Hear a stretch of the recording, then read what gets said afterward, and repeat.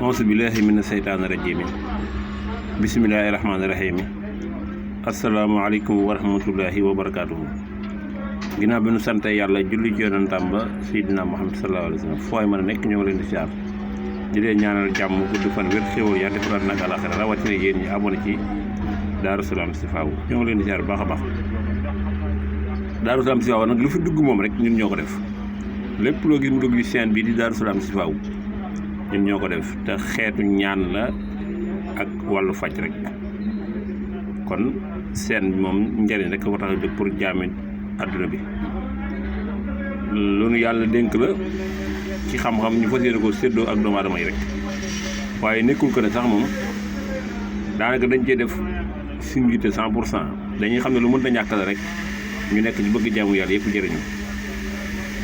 kon tey dañ leen andil yaa waliyu yaa latiif yaa waliyu yaa latiif muy ñaari turu yàlla yoo xam da nga koy boole ñaari turu yàlla yi boo ko boole nag moo lay jox fidda mooy xaalis.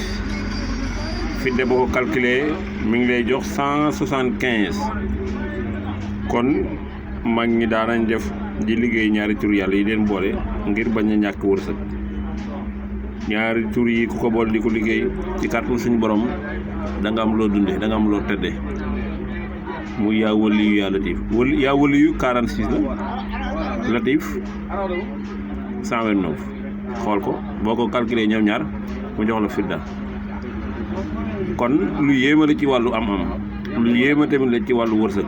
boo ko dee saxal suba ak ngoon te bëriwut nga def ko suñ borom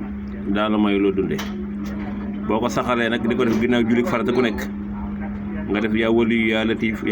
latiif 175 da ngay def juróom na ngay jiital 5 ngay jiital def 70 door a def 100 ndax da ngay xëcc. boo ko mënee ba mën ko ne da ngay jiital astaghfirullah juróom-ñaar nga def salaatu ala nabi juróom-ñaar boo ko ubbi loolu nga ko ubbee ginnaaw bi nga jàngee fatiha ñetti yoon ngay jàng def astaghfirullah juróom-ñaari yoon def allahumma salli ala sayyidina muhammadin wa sallam juróom-ñaari yoon ba pare nag nga jël sa kurus yaa waliyu yaa latiif yaa waliyu yaa latiif yaa waliyu yaa latiif yaa waliyu yaa latiif juróomi yoon ñaan sa soxla nga continué waat defaat yaa waliyu yaa latiif juróom-ñaar fukki yoon ñaan sa soxla nga continué waat yaa waliyu yaa latiif téeméeri yoon ñaanal sa xaajo. bu sa taaxatee def ko boo xëyee bala boo julee suba pare bala ngaa génn sa kër ba ci desaat ngoon boo julee gee pare mën nga ko def bala ngaa tëdd wala boo julee takkusaan pare mën nga ko def bala ngaa nekk ci yeneen yitte waaye boo ko sa temps mooy demoon ba julli gee ba pare boo ko mënee nag ginnaaw julli farata gu nekk nga def ko boobu moom lem la moom bànn suukar